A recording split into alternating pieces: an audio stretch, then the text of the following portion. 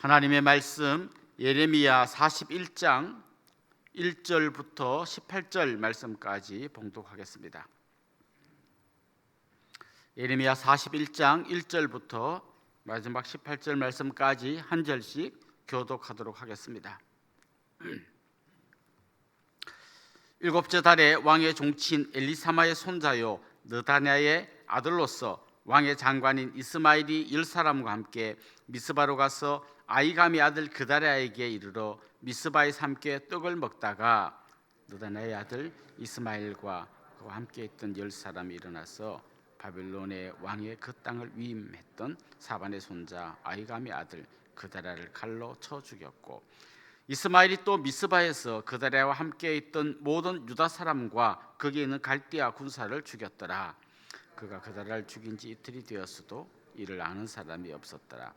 그때에 사람 80명이 자기들의 수염을 깎고 옷을 찢고 몸에 상처를 내고 손에 소재물과 유향을 가지고 세겜과 실로와 사마리아로부터 와서 여호와의 성전으로 나아가려 한지라.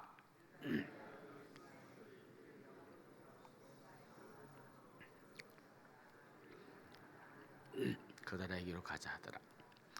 그들이 성읍 중앙에 이를 때에 느다냐의 아들 이스마엘이 자기와 함께 있던 사람들과 더불어 그들을 죽여 구덩이 가운데에 던지니라. 그중 10사람은 이스마엘에게 이르기를 우리가 밀과 보리와 기름과 꿀을 밭에 감추었으니 우리를 죽이지 말라 하니 그가 그치고 그들을 그의 형제와 마찬가지로 죽이지 아니하였더라. 이스마엘이 그다랴에 속한 사람들을 죽이고 그 시체를 던진 구덩이는 아사 왕이 이스라엘의 바하사 왕을 두려워하여 팠던 것이라.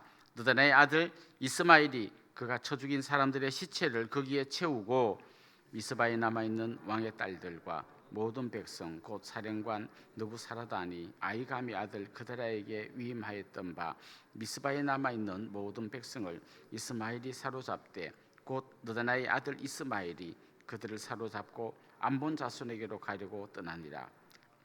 가레의 아들 요하난과 그와 함께 있는 모든 군 지휘관이 느다냐의 아들 이스마엘이 행한 모든 악을 듣고 모든 사람을 데리고 느다냐의 아들 이스마엘과 기브온 큰 물가에서 그를 만나며 이스마엘과 함께 있던 모든 백성이 가레의 아들 요하난과 그와 함께 있던 모든 군 지휘관을 보고 기뻐한지라. 이에 미스바에서 이스마엘이 사로잡은 그 모든 백성이 돌이켜 가레의 아들 요하난에게로 돌아가니 느다냐의 아들 이스마엘이 8사람과 함께 요하난을 피하여 암몬 자손에게로 가니라. 가레의 아들 요하난과 그와 함께 있던 모든 군지관이 느다냐의 아들 이스마엘이 아이감의 아들 그다랴를 죽이고 미스바에서 잡아간 모든 남은 백성 곧 군사와 여자와 유아와 내시를 기브온에서 빼앗아 가지고 돌아왔어 애굽으로 가려고 떠나 베들레헴 근처에 있는 게롯 김함에 머물렀으니 이는 느다냐의 아들 이스마엘이 바벨론 왕이 그 땅을 위임한 아이감의 아들 그다랴를 죽였으므로 그들이 갈대아 사람을 두려워함이었더라. 우리 동네에 보면 아주 오래된 농가주택을 사서 이사를 오시는 분이 있습니다. 그런 분들의 고민이 있습니다. 이 오래된 농가주택을 어떻게 좀 잘 살려가지고 여기 살까? 아니면 싹 아주 밀어버리고 새로 지을까? 이런 고민을 합니다. 아예 그 집이 막 너무 낡아가지고 어디 뭐 전혀 손댈 데도 없는 그 정도면 그냥 고민 없이 다시 짓겠지만 어중간한 집이 있어요. 살려보면 살 것도 같고 어떻게 보면 좀 안 되겠다 밀어버릴까 막 아주 고민되는 그런 상황일 때가 있습니다. 저는 오늘 본문 읽으면서 좀 그런 상황이 생각이 났습니다. 그동안 예레미야는 이제 남유다가 멸망할 것이고 바벨론이 이들을 정복하고 이들을 다 잡아갈 것이고 70년의 포로 생활을 할 것이다. 그러니까 그 기간 동안 하나님 앞에서 철저하게 회개하고 하나님께로 완전히 돌아와라, 이 메시지를 계속 전했습니다. 그런데 이 메시지만 전한 게 아니라 그 메시지 중간중간에 어떤 소망을 같이 전했어요. 예를 들면 대표적으로 아나돗에 있는 밭을 사라. 나라가 망해서 다 끌려가는데 그 밭 사서 뭐 할 겁니까? 사라고 한 이유가 있죠. 다시 돌아올 날이 있을 거다. 다시 회복될 날이 있을 거다. 그 소망도 같이 전해줬습니다. 자, 한편으로는 나라가 완전히 멸망할 것을 얘기했고 한편으로는 그 가운데에도 소망이 있다는 것을 이야기했습니다. 그런데 듣는 사람들은 기뻐하지 않았습니다. 그 이야기를 듣는 걸 싫어했습니다. 여호야김 왕 같은 사람은 하나님의 말씀이 적힌 두루마리를 칼로 잘라가지고 화롯불에 다 던져버렸습니다. 또 어떤 거짓 선지자는 예레미야를 비웃기도 하고 때리기도 하고, 또 어떤 신하들은 그를 잡아다가 깊은 구덩이에 집어넣기도 하고 온갖 핍박을 다 했습니다. 근데 어떻게 됐습니까? 결국에는 나라가 망했고 줄줄이 엮여가지고 바벨론으로 다 끌려갔습니다. 나라가 완전히 예레미야의 예언대로 망한 거죠. 예레미야 자신도 그렇게 줄줄이 엮여서 끌려가는 사람들 틈에 엮여가지고 바벨론으로 끌려가게 되었습니다. 그런데 그들을 끌고 가던 느부사르단이라고 하는 그 바벨론의 장군이 예레미야를 알아봤어요. 그래서 그에게 제안합니다. 너 나랑 함께 바벨론에 가면 내가 잘 후대해 줄게. 갈래? 아니면 너 다시 유다 땅으로 돌아갈래? 너 가고 싶은 대로 가봐라. 그랬더니 예레미야가 바벨론으로 가는 대신에 다시 유다 땅에 남기로 했습니다. 그가 유다 땅으로 돌아왔어. 그럼 그 남은 동네 다 끌려가고 이제 그게 빈민이나 뭐 끌고 가도 별로 쓸모없을 것 같은 사람들만 남아있는 그 남아있는 동네가 어떻게 됐는지를 이제 생생하게 마치 그 현장을 다 사사치 조사하면서 뭔가를 기록하고 있는 그런 사람처럼 예레미야가 지금 남아있는 그 유다 땅의 상황이 어떻게 됐는지를 오늘 우리가 읽은 이 본문에서 생생하게 전해주고 있습니다. 자, 그 남은 동네 그 사람들은 어떻게 됐을까요? 아주 똑똑하고 힘있고 이런 사람은 끌고 가서 뭔가 일을 시키려고 했고, 데리고 가봤자 별로 도움이 안 될 것 같은 사람 거기 다 남겨뒀습니다. 그 남겨둔 사람들을 좀 관할하는 그 동네의 총독으로 그다랴라는 사람을 세웠습니다. 그리고 그다랴가 남아서 그래도 거기 여기저기 남아있던 사람들을 다 불러 모으는데 예루살렘 성은 철저하게 다 회파되었습니다. 다 불타버렸고 다 부서졌기 때문에 임시로 예루살렘 대신에 미스바라는 곳으로 사람들을 다 모읍니다. 그리고 거기 모인 사람들이 이제 그다랴라고 하는 사람을 중심으로 거기서 이제 살게 되었습니다. 어제 본문에 보면 거기 모인 그 사람들이 포도주도 많이 모으고 과일도 많이 모으고 뭔가 이제 좀 살아보려고 이제 막 회복되는 그런 장면을 소개한 그런 내용이 나옵니다. 그런데 왕족이었던 이스마엘이라는 사람이 나타나 가지고 그 그다랴라고 하는 총독을 암살해 버립니다. 죽여 버립니다. 그리고 이 남아 있는 이 사람들을 다 데리고 암몬으로 가려고 이렇게 계획을 합니다. 또 한 가지 사건이 일어나는데요. 저 북이스라엘에 있던 사람들이 자기들의 같은 동족인 남유다가 이렇게 바벨론의 공격을 받아서 완전히 망했고 성전이 무너졌다는 가슴 아픈 소식을 듣고, 그래도 우리가 하나님께 나가서 한번 이 안타까운 마음으로 옷을 찢고 하나님께 한번 예물을 드려보자. 성전이 무너졌다는데 그 무너진 성전이라고 할지라도 거기 가서라도 우리 한번 하나님께 다시 한번 제사를 드려보자. 이런 마음으로 한 80명이 왔습니다. 그건 이스마엘이 이 사람들을 다 잡아가지고 죽이고 구덩이에다 다 던져버립니다. 오늘 본문이 그 이야기를 소개하고 있어요. 그럼 이 이스마엘이라는 사람은 왜 이렇게 못된 짓을 하는 걸까? 어떻게 보면 그는 독립투사 같습니다. 자기 민족 중심의 민족주의에 완전히 사로잡힌 독립투사처럼 보여요. 우리는 바벨론 싫다. 바벨론이 세운 그다랴 총독 우리는 인정 못한다. 죽여버립니다.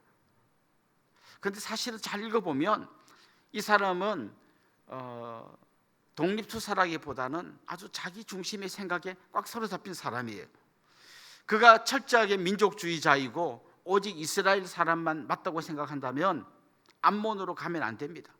끝까지 거기서 뭔가를 해야 되는데 이 나라도 싫고 저 나라도 싫다고 하면서 암몬으로 가려고 하는 자체가 그가 독립투사가 아님을 보여줍니다. 또 한 가지 사람의 문제가 드러나는데 그 80명의 북이스라엘에서 온 사람을 다 잡아서 구덩이에 던질 때 그 잡아 죽임을 당하는 사람들 중에 어떤 사람이 이렇게 말한 거죠. 우리 살려주세요. 제발 살려주세요. 살려만 주시면 우리가 저 밭에다가 꿀도 숨겨놓고 기름도 숨겨놓고 밀도 숨겨놓고 많이 숨겨놨습니다. 그거 다 당신 드릴 테니까 우리 좀 살려주세요. 싹싹 비니까 요 숨겨둔 자리를 아는 10명을 살려줬어요. 이 사람은 뭔가 대단한 독립투사라기보다는 그 꿀과 기름 준다니까 또 봐주고 또 데리고 암몬으로 가고, 저는 지도자로서 자격이 없는 어떤 자기의 그 이익만 추구하는 그런 어떤 떨거지 같은 사람이에요. 그런데 문제는 뭔가 하면 이 사람이 바벨론이 세운 총독 그다라를 죽였다는 거예요. 그리고 그 옆에 있던 유대인들과 또 심지어 바벨론의 군대 군사들까지도 많이 죽이고, 그러고는 이제 이런 나쁜 짓을 한 거죠. 자, 여기에 또 한 사람이 등장합니다. 요하난이라는 사람이 등장해서 보니까 저 이스마엘이 너무 나쁜 사람인 거죠. 그래서 이 이스마엘이 다 죽이고 그동안 미스바에 모여있던 이 사람들을 다 데리고 이제 암몬으로 가는 중에 요하난이 사람들을 데리고 추격해가지고 이스마엘과 싸우러 갑니다. 그때 이스마엘이 놀래가지고 한 8명만 데리고 자기들만 암몬으로 도망갑니다. 이제 남은 사람들 있죠, 이 사람들을 다 데리고 다시 이제 미스바 쪽으로 돌아오려고 합니다. 자, 그런데 이 요하난이 고민이 생겼어요. 다시 돌아가면 되는데 돌아가면 어떤 일이 생길지 예상이 됩니다. 얼마 있지 않으면 바벨론 사람들이 알 거예요. 자기들이 세운 총독을 죽이고 그 다음에 심지어 바벨론의 군사들까지 죽인 걸 알면 사실은 이 요하난이나 거기 있는 백성들은 전혀 거기에 관련이 없고 자기들도 피해자예요. 근데 딱 생각해 보니까 바벨론 사람들이 와가지고 앞뒤 정황을 생각하지 않고 니네가 우리가 세운 총독을 죽이고 또 여기 있는 우리 군사들까지 죽였어 하고 아마 어쩜 피해 복수를 할 것 같다는 생각이 든 거죠. 무서운 거죠. 그래서 이 사람들이 안 되겠다, 우리는 애굽으로 가자, 이렇게 피난을 가려고 하는 그런 이야기가 오늘 본문의 이야기입니다. 왜 예레미야는 다시 돌아와 가지고 이 정말 안 그래도 좀 나라가 망한 그 중에도 있었던 그 유민들이 경험했던 더 비참한 이야기를 이렇게 아주 세세하게 구체적으로 다 기록해 놓은 걸까요? 지금 예레미야는 한 가지 중요한 진리를 선포하려고 합니다. 더 무너져야 한다. 더 철저히 심판받아야 한다. 뭔가 지금 만약에 오늘 이 이스마엘이 사람들을 죽인 이 사건이 없었다면 뭔가 희망의 싹이 보이는 거예요. 남아있는 사람들이 거기 모여가지고 이제 막 어디서 과일도 많이 찾아오고 포도주도 가져와가지고 여기 있는 사람들이 뭔가 다시 나라를 재건할 것 같은 희망의 싹이 좀 보이는 거예요. 그리고 무너졌지만 또 저 북에서 온 사람들이 막 하나님 앞에 성전에 가서 또 뭔가 제사를 지내고 뭔가 좀 회복되려고 하는 싹이 보이는 거예요. 근데 말도 안 되는 어떤 사람이 나타나서 이 싹을 싹 잘라버리는 겁니다. 그 정도 희망도 없다, 요만큼의 가능성도 없다, 너희들은 망해야 되고 망했고 더 망해야 되고 완전히 다 엎어야 된다, 다 갈아엎어야 된다라는 걸 이야기하는 겁니다. 하나님의 심판이 그냥 약간 막 그 엄마들 중에 이렇게 마음 약한 사람은 애가 엄청 잘못했는데 막 혼내려고 하다가 아이가 엄마 잘못했어요 하면 그냥 다음부터 그러지 마, 봐줍니다. 그럼 애가 또 간땡이가 부어가지고 또 나쁜 짓 합니다. 너 또 하면 또 막 빌면 또 봐줍니다. 그래서는 안 된다는 거죠. 완전히 갈아엎어가지고 정말 눈꽃만큼이라도 봐주는 게 없이 철저한 심판을 받아야 한다는 거예요. 그리고 저 바벨론 땅에 끌려가서 거기서 하나님 앞에서 회개하고 70년간 그냥 뼈를 깎는 회개를 하고 다시 돌아와야, 그래야 이 땅에 소망이 있다는 거죠.